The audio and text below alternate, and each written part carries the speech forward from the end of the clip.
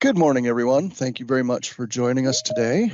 My name is Scott Kane. I am the State E-Rate Coordinator for Kentucky Department of Education, and I'm joined today from KDE by Ms. Caprice Robinson. She also is a state coordinator with me, and we work together on the E-Rate program, along with also the technology activity reports and the offers of assistance. Today, I'm going to spend a little bit of time sharing with all of you some high-level information about the E-Rate program. I've looked at the list of participants, and I do see a lot of new names. So I'm very, very thankful that you all have chosen to join us today. This, I think, will be a very good high-level overview for you. A good high level overview for those of you who are new to the program. I did see some familiar names as well, and for those of you who have done the E-Rate thing before, I don't know that there's going to be a whole lot that will be new for you. You might get the occasional little refresher. Oh, that reminds me. That's fine. It's not a problem. I just want you to know that you probably won't be hearing a whole lot that's new for you. This really is designed for folks who have not had don't have much familiarity with E-Rate as a program and the high level processes that are associated with it. So before we get started, I just want to say, please feel free to raise your hand or just pipe in, and if you have any questions. I do want this to be as interactive and as helpful as can be for you. So if you do have questions, there will be some time at the end for questions, but of course, I would encourage you to ask your questions sort of in line, if you will. If I've raised an issue that reminds you of something or raises a question for you, don't hesitate to go ahead and ask your question as I'm discussing whatever might have struck your interest or your curiosity. Without further ado, I'm going to just start diving right in. We'll start with a little bit of a look at what we're going to take a look at. We're going to look at the program itself from a very high level, where it came from, what it does. We'll look at some of the basic concepts and processes associated with it. We will look at who and what is eligible, both in terms of humans, who is eligible, and what is eligible in terms of the services and products that are eligible for E-Rate support. We'll look at a funding year.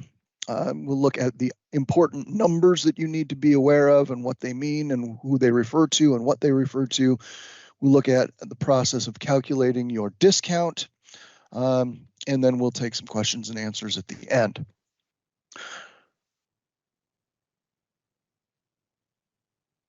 So, excuse me, the E-Rate program was initially enacted by Congress in 1996 under the auspices of the Telecommunications Act. You may recall way back when, for those of you who were around then, that this was the act that actually broke up Ma Bell. For those of us who were old enough to remember old Ma Bell, this broke up and created 15, 16, 18, whatever it was, different bits and pieces across the country that created the baby bells, I think was what we referred to them as at the time. Part of that legislation also created the Universal Service Program, which was designed to provide, at the time, both voice and data communications and connectivity for a number of different organizations or groupings of organizations. The Universal Service Program was divided into 4 sections: the high cost, the lifeline, the rural healthcare, and the schools and libraries program. Obviously, we are going to be living in that realm of the schools and libraries program. But the program itself was designed to be overseen by the Federal Communications Commission. So the FCC issues orders that set the rules and policies for the program and gives direction to the Universal Service Administrative Company through those orders. The USAC, as you'll hear me refer to them, USAC is responsible for carrying out the day-to-day details and administration of the program. So those are the folks that you are most commonly going to be working with. They are the ones that run the operations on behalf of the FCC. USAC is actually a not-for-profit corporation. It's sort of a quasi-governmental entity, I suppose, in a sense. They do act semi-independently, although they are not able to move or act outside of any previously issued policy directive that comes from the FCC. So, needless to say, you can sort of understand that that broader arrangement where you have Congress that established the law and put the FCC in charge, and then you can see those little concentric circles there on the left that kind of helps you understand how it focuses down to USAC being the day-to-day operatives that run the program. Application process. For what it's worth, obviously, you should be fairly well aware that the E-rate program provides discounts, or if you want to use the term subsidy, it's a subsidy or discount to help defray the cost of connectivity and some of the associated equipment that is necessary to deliver connectivity to, in our cases, schools and libraries, although I will be dealing specifically with schools. I have a counterpart at KDLA, the Kentucky Department of Libraries and Library Administration. She oversees and provides assistance to folks on the library side of things. So we really are just going to be talking about schools rather than schools and libraries. But there is a process for basically filing applications for your discounts. Some people will refer to these as grants. They really are not grants. It is a subsidy or a discount program that helps defray the cost of delivering services to your school. It is based upon a process that is grounded in competitive bidding. The first step in the process, as you can see here on this picture, is filing a Form 470. So each of these little squares with the numbers in them represents a form, and the form number is listed there. The Form 470 begins the competitive bidding process. It essentially is the way that you let the world know that you are seeking services, and you specifically mention on a Form 470 and perhaps an associated request for a proposal, an RFP, what specific services you are seeking. You will then collect bids for your business. You will select a winner from that pool of applicants to you. They will come to you and provide you with quotes with responses to your bid. You will then evaluate those bids and then identify a winner. Once that has happened, then you apply for your discount based on the Form 471. The Form 471 announces to USAC the winner of your competitive bidding process and then outlines exactly how much money you are requesting as a part of your discount. We'll talk about discounts a little bit later and share with you, what they are and how they're calculated and how much you can expect to receive. The next step in the process is filing a Form 486. Once the Form 471 has been reviewed by USAC personnel, they will issue what's referred to as a funding commitment decision or a funding commitment decision letter. This will tell you exactly how much they are going to provide to you based upon your application in terms of funding, how much funding they're going to give you. They then issue that to you, and then you have to respond to them essentially by saying that as of a certain date, our services are starting and they're being provided by this particular provider. And there's also some certifications on there in terms of compliance with both the program and with the Children's Internet Protection Act.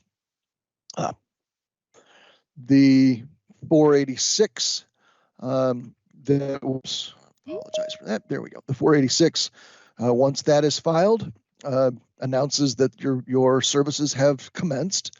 And then at the very end of the process, or perhaps the very end, not necessarily, because there could be audits and reviews and so on and so forth, various kinds of things where folks will get back into something that has already come and gone in terms of the dates and so forth when they occur.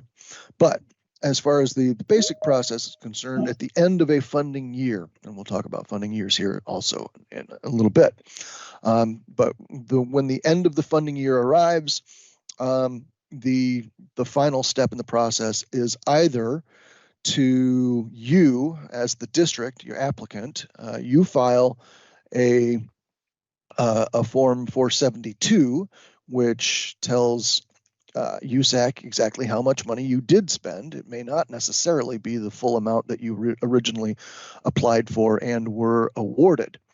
So you tell them exactly how much you spent. They will probably come back. In most cases, they will come back and ask for copies of bills just to be sure, and they do their math and make sure that your math is correct. And then they will issue a reimbursement. That is one way that the funding can flow. The other way that the funding can flow is through the Form 474, which is actually filed by the service provider. And in the case where the funds are filed by the service provider, or requested, excuse me, by the service provider, they will be issuing you, the applicant, a bill that already contains the discount in it. So when you go to start being billed for the services, you will need to have a conversation with your service provider to make sure that you are both on the same page in terms of whether or not you want to, at the end of the year, file for discounts yourself, or whether you want the service provider to file for those discounts and give you a discounted bill up front. So that's sort of the big process overall. Those 472 or 474 filings kind of end the process, the formal process that happens every year.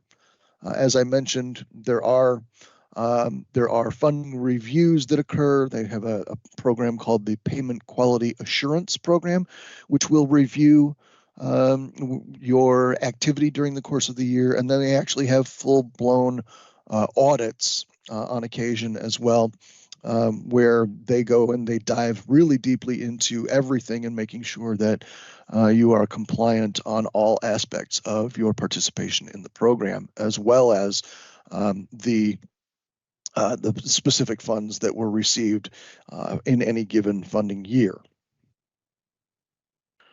So moving on.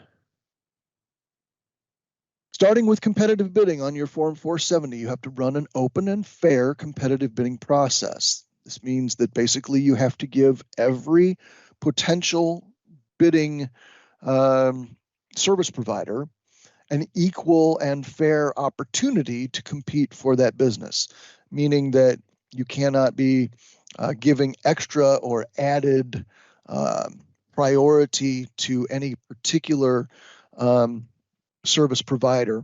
You can't just simply say, well, these are the folks that I want because I know that they provide exactly what I need. You still have to go out and open up your bid for competition. After you have filed your Form 470, you have to wait 28 days before choosing or selecting your service provider. Your service provider selection is based upon both price and then any other factors that you might want to include in your bid evaluation. And this is where you can begin to structure your bid evaluation in such a way as to help make sure that you are getting not only the best price, but also the best fit for your network environment.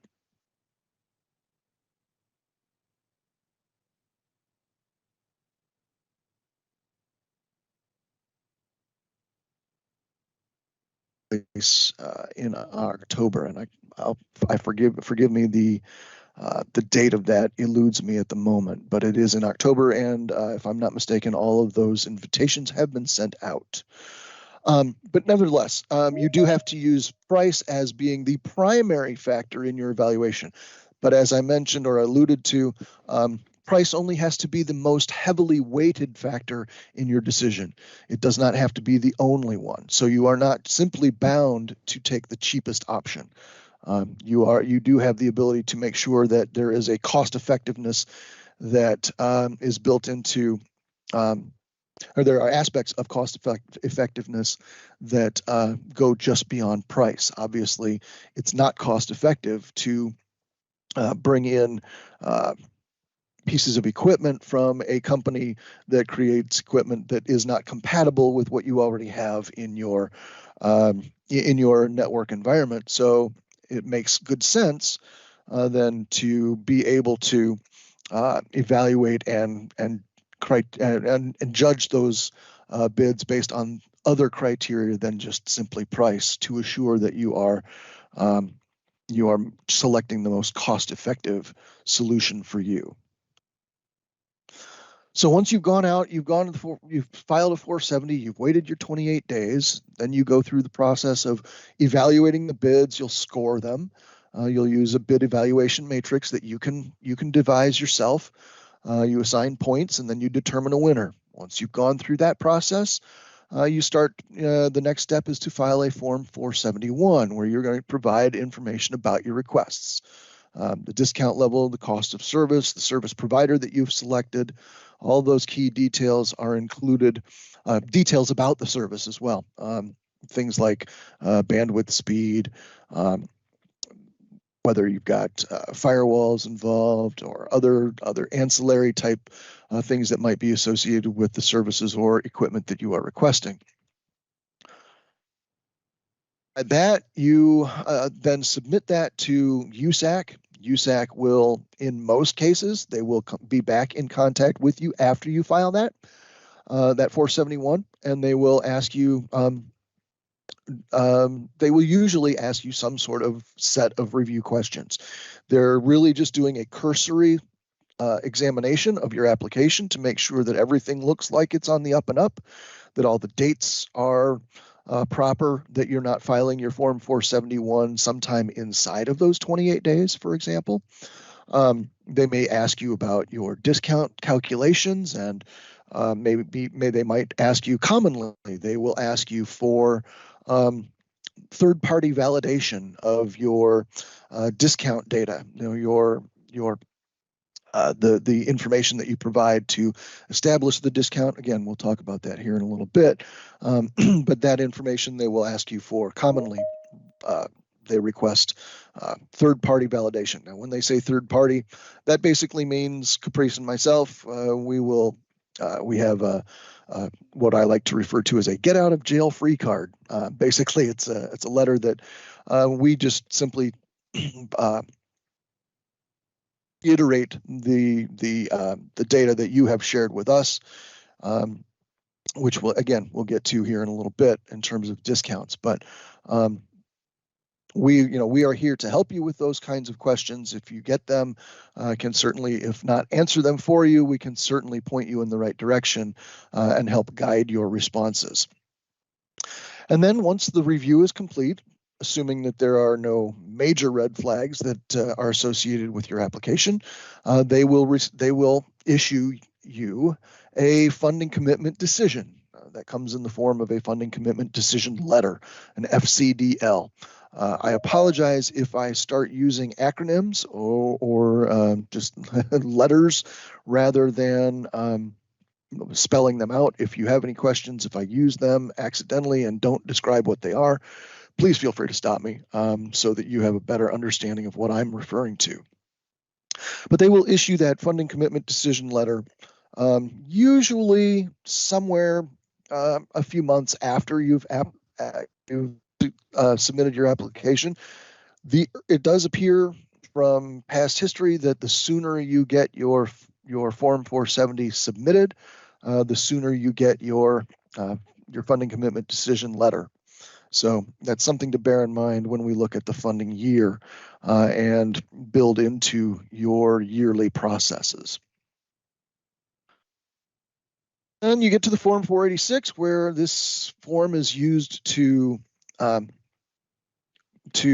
indicate that your services have started or they will start on a particular date. You also will verify your Children's Internet Protection Act compliance. We will talk about SIPA compliance and documentation in detail during our Form 471 training. But if anyone is interested, any of this information can be found also on the USAC website. It's www.usac.org/e-rate.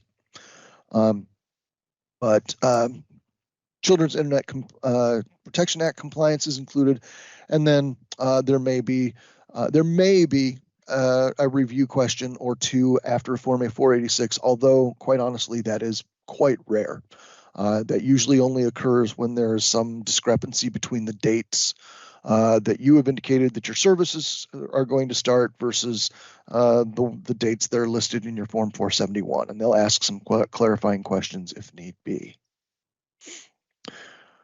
The Form 472, as I mentioned, is for you, the district, to then request the payment that from the commitment that they've issued to you. And the important thing here with respect to the Form 472 is that there's also a Form 498 that provides banking information to USAC for not only review, but then obviously to issue electronic funds. All funds are transferred electronically directly to the district's bank. I think that that most of you who are receiving full price bills and paying your bills in full, you probably already have a Form 498 on file, and that only needs to be filed once unless that banking information changes or the personnel that are associated with that banking information changes. So that's a one-time and then occasional updates kind of form rather than a yearly form, which should save you some trouble. But nevertheless, you need to know that a Form 498 needs to be on file with your banking with the district's banking information, not yours. That's an important distinction, with your district's banking information on it, so that USAC can issue the funds to the district. Your bills, in this case, as mentioned, are paid in full by you, the customer, the district. You also may receive a bear review or a set of bear review questions. As I mentioned earlier, oftentimes they will ask you for a copy of the bills and will verify your calculations, the amount that you've requested. And then on the flip side of it, if you receive a discounted bill from your service provider, your service provider will invoice USAC for the discount amount. And basically, if that's the way that you have chosen to operate, and by the way, you have the option. This is not something that the service provider gets to choose whether or not they do this. As a part of their participation in the E-rate program, they agree that they will allow their customers, their E-rate customers, the option to choose whether or not they want a discounted bill or whether they want to pay it themselves. But in this case, you would have selected the service provider as the one to issue you a discounted bill. You pay the discounted bill, and then let them do the process of getting the difference back to them. That is, and in those cases, you are essentially done after you filed your Form 486, versus if you are getting a discount, if you are paying the full amount of the bill and you are applying for reimbursement at the end of the year, then you will also have that Form 472 to refer to. And note that this is often the 474 is actually rarely referred to as the Form 474. It's usually referred to as the SPI form, SPI, which is the Service Provider Invoice form. And I think on the previous one, the 472 is commonly referred to as a BEAR form. It's the Billed Entity Applicant Reimbursement form. So the BEAR is for, yes. We have a question in chat in regards to the 498. Yes, if you would be so kind as to read it to me. It says, this is from Philip Coffey, and it Okay. says if the CFO changes, does a new Form 498 need to be filed? It's not filing a new one, it's updating it, but yes, it does. Yes, if personnel that are identified on that Form 498, which you have a general contact and then there is a financial contact, if those individuals change, you do want to make sure that you file a new Form 498. Excuse me, I said four. I just said, no, you update the Form 498. It's not a new one. You're basically updating the existing one. Okay, and then Ben Burnett is asking, so the service provider files the 474, right? Correct. That is correct. It's all so far? That's it for now. Excellent. In some cases, on the 474 on the SPI form, occasionally you might get a question from USAC, but more often than not, if USAC has questions and the service provider filed a SPI, they will go to the service provider for answers, unless the question itself comes back to something associated with your 471 or your Form 470. All right, so some broader basic concepts. Yeah, we're going to take a look at eligibility, funding year, filing window, identifying numbers, and then we'll look at discounts as well. Eligible. Eligibility for schools, you must be an elementary or secondary school, a school district, and I think everybody qualifies here, so that is not really a major issue. It's as determined by state law. Obviously, each of the public schools in the Commonwealth are eligible as such. You cannot have an endowment exceeding $50 million, and you cannot operate as a for-profit business. Those last two are really for the private schools rather than public schools. Also eligible are non-instructional facilities. They are eligible for discount on some services, but not all of them. And we'll talk about that here in a little bit.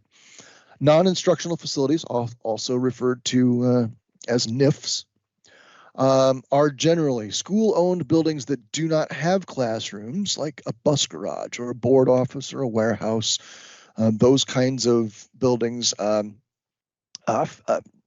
field house. I'm trying to think of some other examples. I can't right off the top of my head. Press box, I think I said field house. Those are the most common. The bus garage, board office. A technology office. Sometimes, and a couple of districts out there have a district technology office that is separate. It's a separate building. It would also be eligible for any services for which non-instructional facilities are eligible. So what services are eligible? So we've got eligibility of the locations and the buildings, but we also have eligibility for services. The eligibility of services is broken down into two categories. There's category 1 and then, go figure, category 2.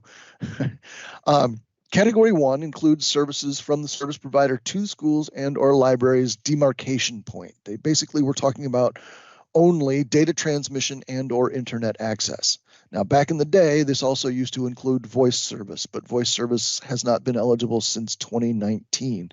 So really any discussion of voice services would be associated with what now feels like at least the distant past. So your school buildings and your non-instructional facilities are eligible for Category 1 services. Basically, we're talking about delivering data from one location to another. It's your data transmission. For the public schools in Kentucky, you will not really be, unless you have some very unusual situation, which I'm yet to view in more than a decade of doing this job, you will not be filing for internet access because KDE provides that through the Ken connection that each district has provided to them. So only for a district where you have multiple buildings that are separated physically, where you need to have a connection that brings your connectivity from, let's say, a middle school to the high school where the district hub sits at the high school. That connection between those two buildings is eligible for Category 1 support. There is a different discount rate for Category 1 versus Category 2 on some of the services.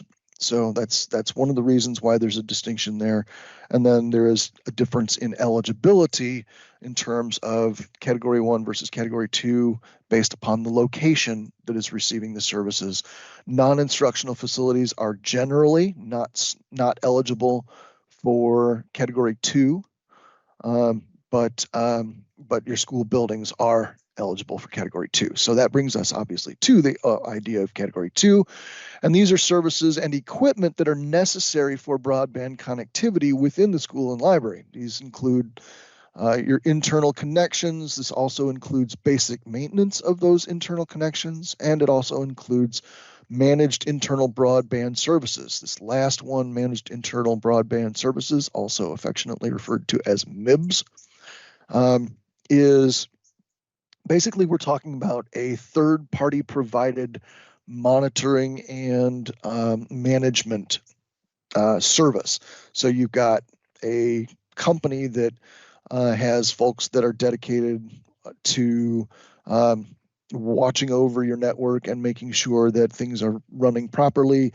And, in some cases, they may even be providing break fix type services if they identify that there are problems and they fix them. All of that would fall under, managed internal broadband services. Basic maintenance of internal connections. Basically, we're talking about things like instances where you have break fix for things like switches, routers, GBICs. Those are the big three common, or for example, UPSs, uninterruptible power supplies. Those are your common Category 2 equipment. So there is basic maintenance of that equipment that is also eligible for Category 2 support. Category 1 services are not limited in cost as long as they are cost effective. In other words, you go through the process of filing your Form 470 and then getting bids and evaluating the bid. And as long as you can demonstrate that the service is cost effective, there is no limit to how much funding you can get in support of your Category 1 services. Category 2 services are limited by a pre-discount budget. This budget is set for a 5-year period. The most recent period started in 2020. 2021, 22, 23, 24. Yeah, that's correct. In 2024, which is going to be the next funding year that we go into, we are currently, for what it's worth, in funding year 2023. And we'll talk about funding years here in a bit. But 2024 is going to be the last year of the 5-year budget cycle. That budget cycle, according to the current rules, will be renewed, and applicant budgets for Category 2 will be reset. So basically, you are provided a budget that is based upon the number of students in your district.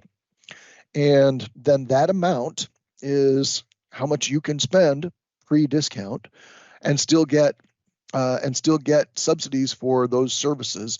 And you can spend that money over the course of the 5 years as you choose. You can front load it, you can back load it, you can spend it evenly over the course of the year. It's real, or the course of the 5 years. It's really up to you as to how to approach that, whatever works best for your set of needs. Here we've got some examples of Category 1 service: least lit or dark fiber. In some cases, although it's not listed here, in some cases that also may include self-provisioned fiber, or in other words, district-owned fiber.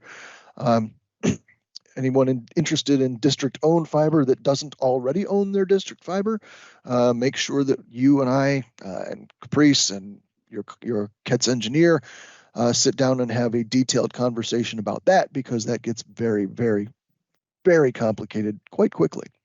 But least lit or dark fiber are very common service Category 1 service requests.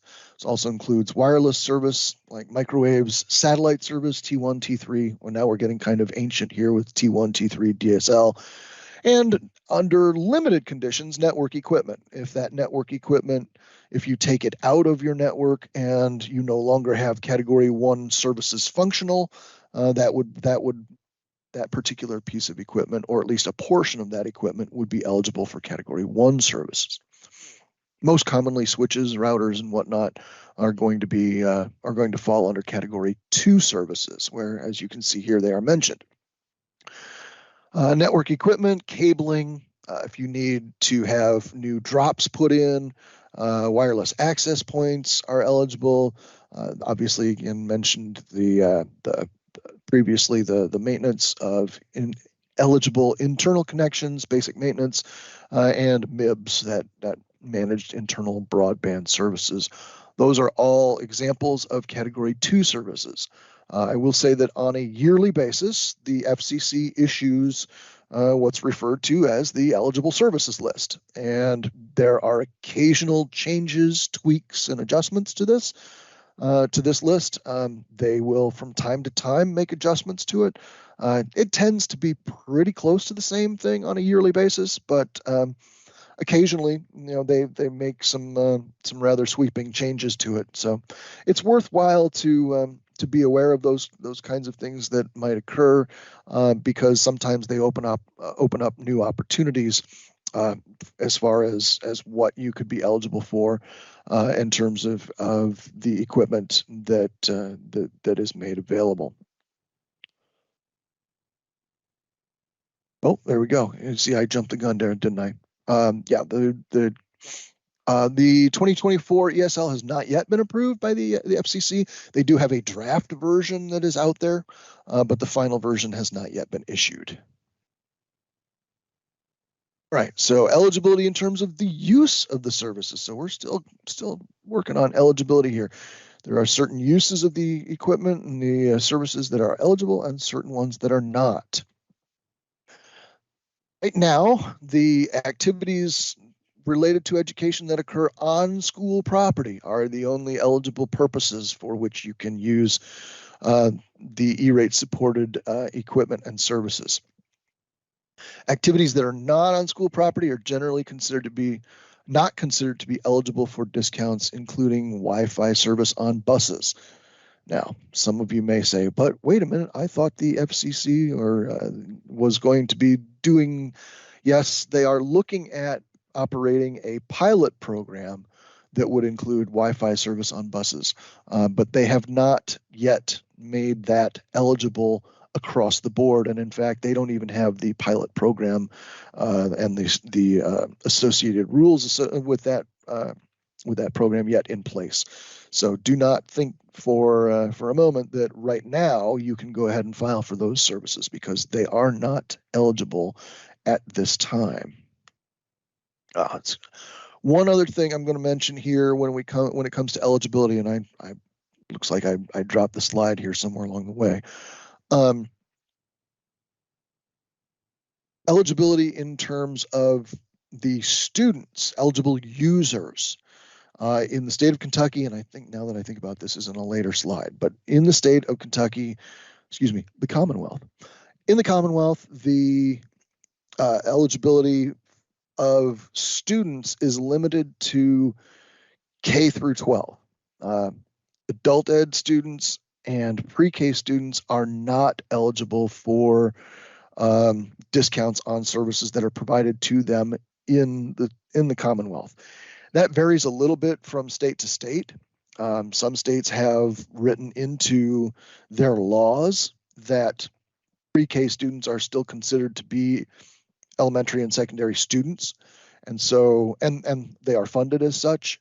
Uh, that does not take place to the necessary extent that the FCC will grant Kentucky to be included in those. So as of right now, all pre-K and Head Start students are not eligible users within the E-rate program. Therefore, when we talk about discount calculations a little bit later, we'll need to be making sure that those students are not included in the counts that you ultimately provide. So a funding year. Funding year is quite simple, really. It starts on January 1 and ends the following June 30th. Except that Category 2 funding year actually starts on July 1st and ends the following September 30th. Okay.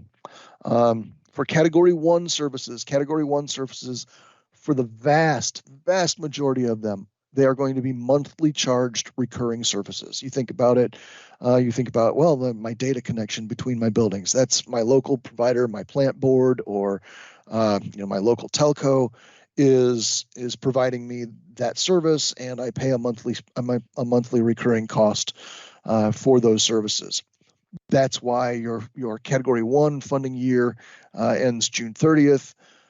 The Category 2 funding year is July 1 through September 30th. That is to provide some additional time that might be necessary for installation of the equipment and or services that would fall under Category 2. But generally speaking, when we refer to a funding year, I think you're going to serve yourself well to remember July 1 to June 30. Note that this is different than the funding year in terms of how they get referenced. And I don't understand why this was such a difficult thing that they had to go this direction 20 some years ago. It just doesn't make any sense to me, but it's a federal program and sometimes things don't make sense to all of us, right? So, funding year 2019 starts on July 1, 2019 and ends on June 30th, 2020. Funding year 2023 started about almost 3 months ago, July 1 of 2023, and it will end on June 30th of 2024. The important thing to note is that this means that your numbers are going to be different for fiscal year versus funding year. I have found that it is helpful to put a letter E in front of the FY when you start referring to E-rate funding years. The E just standing for E-rate funding year. So if you do E in your own references, in your filings and so forth, if you put EFY, that might help you distinguish between E-rate funding year and fiscal year, because the fiscal year that starts on July 2023 is actually fiscal year 24, whereas it's funding year, E-rate funding year 23. So I think that explains it. So just be aware that those differ. Competitive bidding and applying for the discounts happen prior to the funding year beginning. And then activity after that most of it will have to occur after the beginning of the funding year in terms of installation and services commencing. Generally, after July 1 of the previous funding year, you can start going out to bid. That is to say that in preparation for the funding year that begins July 2024, you could have already started to go out to bid for services that you know you're going to need as of July 1, 2024. And you could have started that as soon as July 1 of 2023. So you basically have a full year to go through that competitive bidding process, depending upon obviously how far out you know that you are going to need a particular set of services. I do encourage you to take your time and start early on anything where you are going to be requesting new services, or if you are going out to replace a contract that you know is going to expire. So next week on Wednesday, I'll put in a little plug for the training that we're going to hold for districts that are going to be replacing their existing WAN contract. Their WAN contract expires July or June 30th of 2024. They know that they're going to need new services starting July 1 under a new contract, and so that folks that are going through that process, obviously we're starting really early. We want to make sure that they have plenty of time to navigate the process, to get the best set of bids they can get, so that they can be ready to have services commence as of July 30th, or excuse me, as of July 1 of 2024, with everything in place and ready to go. Services generally start at the beginning of the funding year. There are some exceptions for equipment needed to make data transmission services functional. There may also need to be some installation of not only equipment, but stringing of special construction that may need to occur. That might be trenching or digging or stringing wires on poles to deliver service to locations that may need or may have their services changed, or they're getting new services. Those kinds of things can, generally speaking, occur after April 1, prior to the beginning of the funding year. But those exceptions are fairly limited. So if you have any questions on those kinds of things, encourage you to ask those questions of myself, Caprice, or your CETS engineer. And I'll put in a plug for our CETS engineers while I'm at it. They are well versed in the program. Many of them have direct experience, applying for and receiving funds and navigating this process. So they are an excellent resource for you. So I would encourage you to contact them as well as contact me. I'm not saying this, trust me, I'm not saying this because I want to defer your questions to them. I'm more than happy to take questions anytime you need, anytime you have them. I just want to make sure that you understand that if for whatever reason you can't reach me, or you're already in contact with them, they should be able to help you. And then if for whatever reason your situation is complex enough that they feel the need to reach out to me, they can certainly do that as well. But they are a great resource, and I would encourage you to work with them as much as possible, because they really have probably a better understanding even than I do of what's taking place in your districts specifically, so they can help you with your specific situation. Invoicing can occur during the funding year and is generally completed after the funding year ends. That is to say that you can file for your reimbursements on a monthly basis or a quarterly basis if you so choose. You do not have to wait until the end of the year to file for reimbursement for the entire year. I don't really honestly know of anybody that does that. We occasionally will do some of those kinds of things at KDE level, but that's because of the complexity of the state network application. Which is a little bit more complex and sophisticated than the average everyday applicant's situation. So So sometimes that's necessary, but if you want to have a slow and steady um, flow of funds rather than waiting until the end of the year, um, you can certainly go ahead and request your reimbursements in the middle of the year. But generally speaking, as I said, most folks will do that at the end of the year. You have, oh, there we go. Yeah, you have until September 30th to ask for your reimbursements. This September 30th deadline can be extended.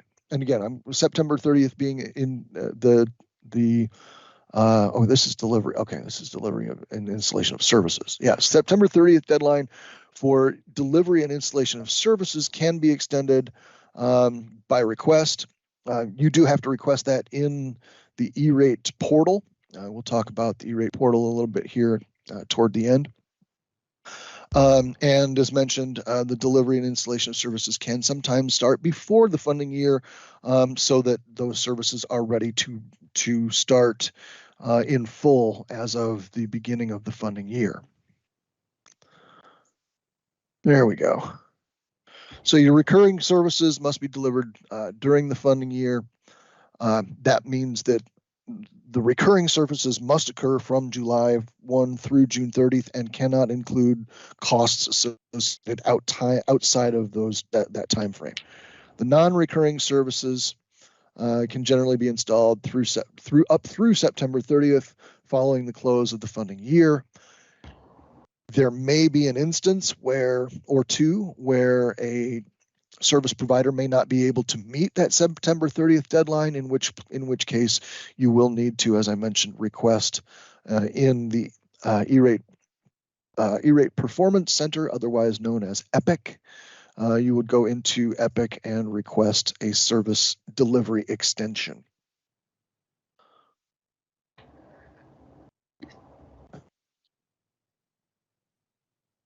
All FCC Forms 471 are filed during a specific period of time. The FCC Form 471 application filing window. When you hear us refer to filing window, that's what we're talking about.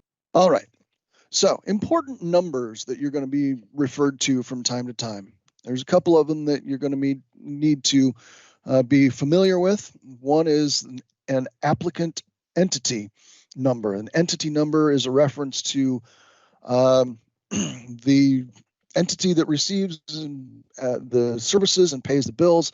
It's assigned the billed entity number. Now, that having been said, the BEN, the BEN, is often used to refer to more than just the district. Each building will have its own entity number as well. So your non-instructional facilities will have an entity number, and your school buildings, your instructional buildings, will have a billed entity number as well. Even if the district is what receives the bill, each building will have its own number, as well as the district having its own entity number as a district, as the district. Or you will sometimes hear the district being referred to as the parent in the relationship, and then the buildings within the district are the child. So there's the parent-child relationship there between the district being the overarching, the umbrella entity, and then you have the individual buildings within it also receiving entity numbers. So here you go. Individual schools, the school district, library branches, bookmobiles, library system, consortium. A consortium, for example, the state consortium, we have a billed entity number that's associated with the application that we file on behalf of the Commonwealth. And then there is an ESA, or an educational service agency. Some of them are eligible under certain circumstances, and they receive an entity number as well. One thing worthy of note here as we move on is that when you have a new building come online, if you're building a new building or the district acquires a new structure, it is important to make sure that if they are going to be receiving any E-rate related services, that you make sure that they are assigned a billed entity number. in order to make them eligible within E-rate and in the EPIC system where you're going to be applying for funding. There's also the service provider identification number, this also known as the SPIN. A SPIN is assigned to the service provider that is participating. Note that some service providers may have more than one SPIN due to doing different business units or service areas, mergers and acquisitions, et cetera, et cetera. They may have regional entities that are doing business as a DBA, they may have their own. A DBA may have its own SPIN separate from the parent company, much like there's the parent-child relationship within the applicant arena. The same thing exists within the world of the service provider. So one of the things you're going to want to make sure that you do down the road is that once you've identified a service provider, the important thing will be to be sure that you are using the SPIN that is assigned to the unit that is actually going to be providing you with the service or the equipment that you are acquiring. So that will be critically important, because if you use the wrong SPIN, you will not, and that little mistake doesn't get identified, you could be putting your funding in jeopardy long term, as far as that funding year is concerned of that application. There's also a consultant registration number. Consultants, some school districts elect to have an individual or a company assist them with the E-rate filing process. You will need to know what your consultant registration number is in order to make sure that you can reference the correct consultant should you ever be asked for any information about your consultant as you go through the E-rate process. Now, discounts. How much you get discounted on your bills depends on two bits of information. It starts with the level of poverty in the school district based upon the percentage of NSLP, that is National School Lunch Program, eligibility in the school district. So they use the NSLP percentage as the identifier for the poverty level within the area that the district serves. On top of that, the other aspect of what is or what the discount calculation is based on the urban or rural status of the school district or library system. So, and for what it's worth, when you determine the rural or urban status of the school district, it is dependent upon the number of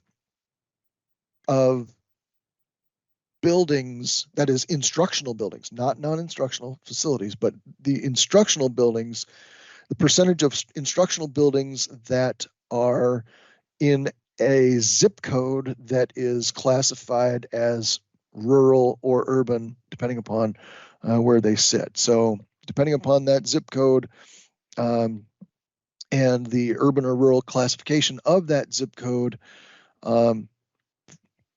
that will determine whether or not that specific building is in a rural location.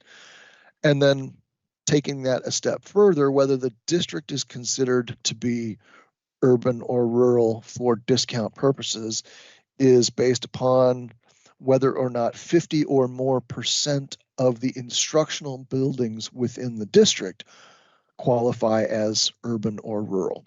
So if you have 50% that are rural, that's considered a rural district. If there's 51% that are considered urban, and I know 51% is probably not going to be the number, but because you'd have to have like 100 buildings in your district, and that only would apply to Jefferson County.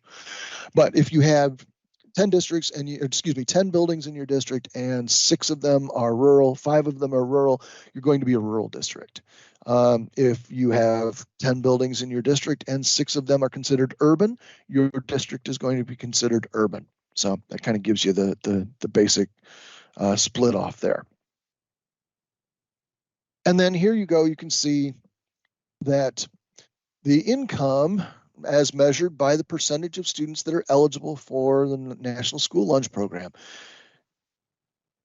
Schools that have less than 1% that qualify of their students that qualify for NSLP are eligible for 20 and or 25% discount. Obviously, as we move up through those percentage ranks, you can see that we move all the way up to an urban district that has 75 to 100% of their students eligible for NSLP would be getting 90% discount for category 1 and 85% discount for category 2.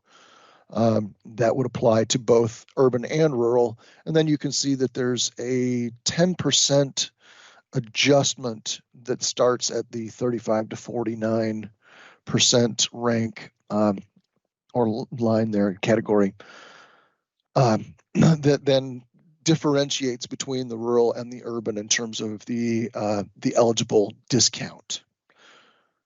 So what you would basically do is you would calculate how many students are enrolled in the district, and we'll actually calculate that by building. But you have the total number of students that are eligible for NSLP in the district, and you divide that by the total enrollment, and that will give you a percentage that are eligible for NSLP. You figure out where that percentage lies in the discount matrix, follow across and down into the column in which your district belongs, and you can see how much discount you are going to be eligible for.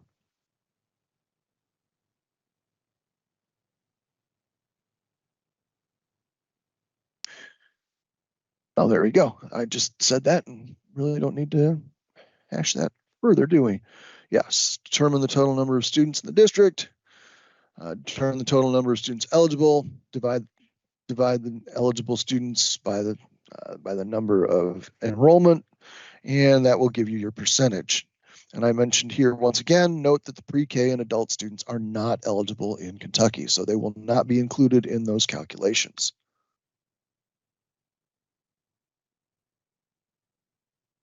Here's a good example. Orange School District has 1,070 students. Of those 1,070, 450 are eligible for NSLP.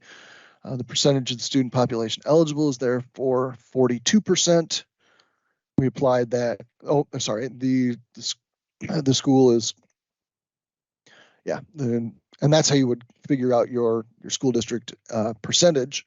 And then you would apply that to the matrix based upon whether or not they were urban or rural in classification. You can see then that the individual school is urban if it's located within an urbanized area or urban cluster with a population of 25,000 or more. Otherwise, it is considered to be rural. And that area is based upon zip code. For school district to be considered, it must more than 50%. Okay, so I apologize. It's if you have 6 out of 10 of your buildings in rural space, it would be considered rural. Otherwise, it will be considered urban. 50% or less will be an urban classification. Your USAC does have an urban rural lookup tool where you can find the urban rural status. That is generally that information is set, and it does not generally change from year to year. If you disagree with the classification of any of your buildings, particularly, you can essentially challenge it. To borrow the football terms, you can throw the red challenge flag and then dispute it with USAC to make sure that the determination is correct. It's possible that over time the urban rural classification does change. With 25,000 being that limit, you might come under or over that depending upon any given situation in terms of some of the changes in local population as those shift from time to time. And then there's funding request numbers as we continue to speak of important numbers. This references a specific request for funding that you would find on a Form 471. So each individual funding request will have an FRN, a funding request number, assigned to it. The term FRN is not only used to refer to the funding request number, but it is actually used to refer to the funding request itself. So if I refer to, say, what's the, we've got this FRN for such and such. It's not just the number that we're talking about. We're really talking about the funding request itself, and we're referring to that. You can have multiple FRNs on any given form, and in fact, just to give you a sense of how much it could end up being, we have a couple of hundred on the Kentucky State Consortium application. So it can get big and it can get convoluted. Just be aware that those keeping those numbers straight, particularly the more of them that you have, the more important it's going to be to make sure that you are addressing the issues or questions associated with the one that USAC is asking you about. Because most oftentimes you're going to be dealing with the funding requests and FRNs when you are in contact with the USAC folks and when they are asking you for additional information about your funding requests.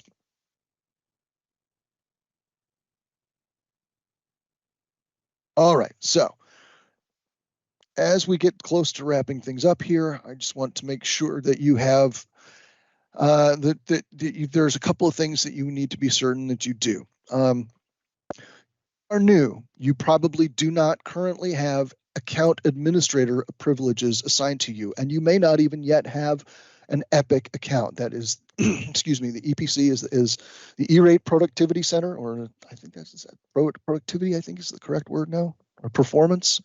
I don't know if it's productivity or performance, one or the other. I think they changed it at one point. Anyway, EPIC is the portal where you will log in and you will file your forms, the forms 470, 471, 486, the ones that we talked about earlier. You will have access to, you need to make sure that you have access to EPIC and that you have account administrator privileges assigned to you. Those account administrator privileges will allow you to then create new users in your district's portal. Okay, so each district has its own portal, and you can access only your own district information through that portal. You can create new users and assign users various tasks within the EPIC environment. But in order to be able to create new users and to assign those privileges, you need to have, or somebody in your district needs to have the account administrator privileges assigned to them. So I would suggest that as a CIO, or let's assume perhaps that you are the person in charge of E-Rate for your district, perhaps not just the CIO, but you are in charge of E-Rate for your district, you want to make sure that you have those privileges assigned to you. If you do not, you will need to reach out to USAC and request that those privileges be assigned to you. In order to do that, you will need to contact the Client Service Bureau, and it just occurred to me that I did not put their number on this PowerPoint. So I will do that when we get to the very end, as we get to the questions. But nevertheless, you want to make sure that you contact USAC and have those assigned to you. You want to make sure that you know where to find E-Rate documentation from previous funding years within your district. Now, a lot of that, going back to 2015 or so, much of that documentation will be in EPIC. So you'll be able to use some search tools to find those old forms. But what you probably won't have with respect to those previous years is access to things like the old bills that you used for calculating how much discount you were going to get, or when you filed for reimbursement. You won't have things like SIPA compliance documentation stored in EPIC. There are other things, if you've had conversations with your E-rate reviewers, records of those kinds of conversations, emails that have gone back and forth, anything that's been printed, bids, all of your bid documentation. Most of that will not be stored in Epic, at least not currently. So you want to make sure that you know where those things are, because as you see now in bullet number 3, you need to know the document retention schedule, and that is 10 years from the last date to receive services for basically all documentation.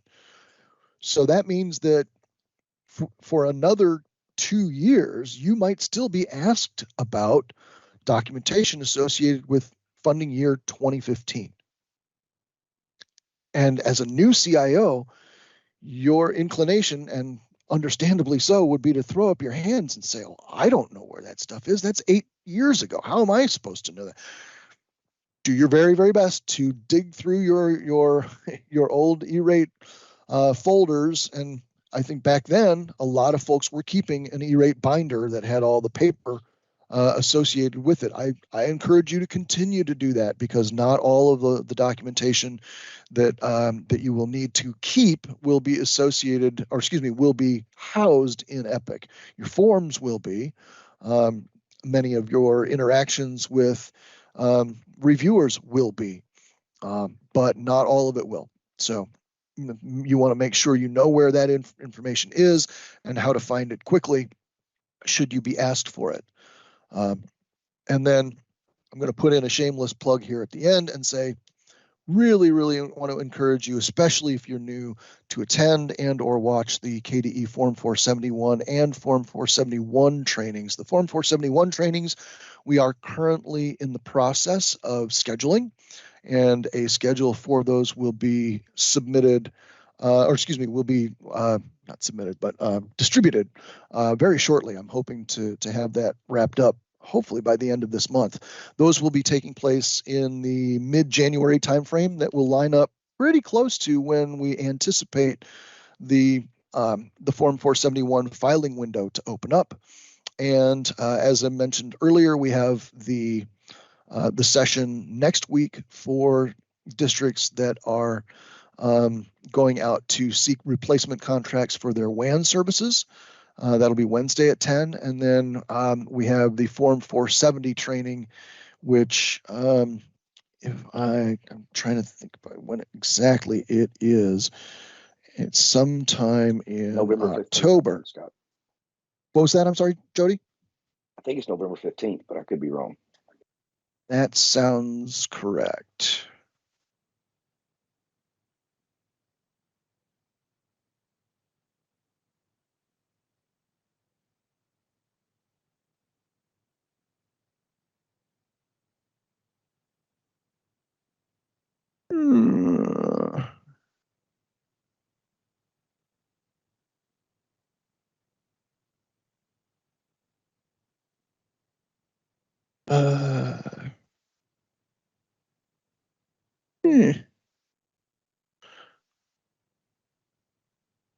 Well, Scott, I have November 15th on my calendar for the 470.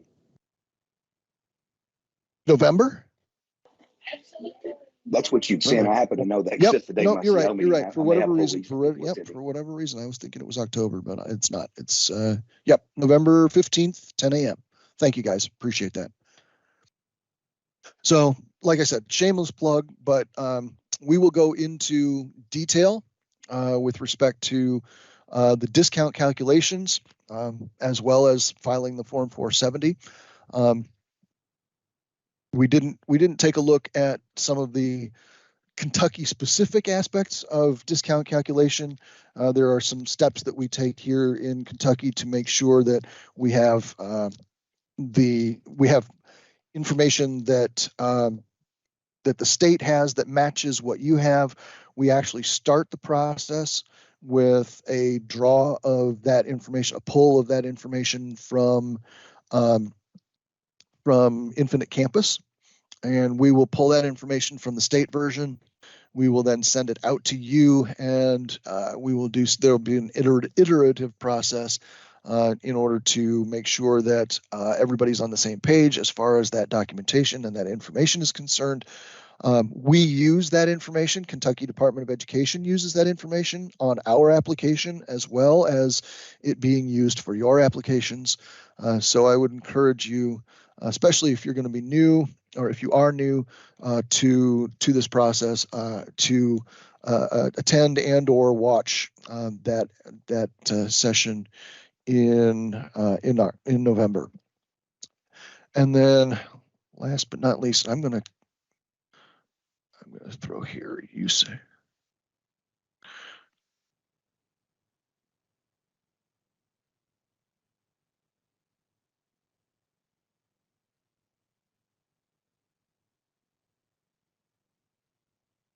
Are you looking for the number? Yeah. Okay, Jody provided the number Oh, in okay, the good. chat. Yeah. Thank you. Okay, I'll just put that there then. Okay, so questions at this point. Go ahead and close this.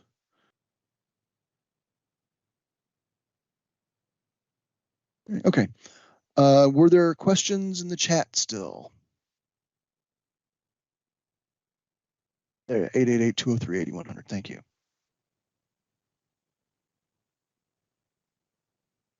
And now I can't hear you. What in the world? Sorry, I was muted. Oh, okay.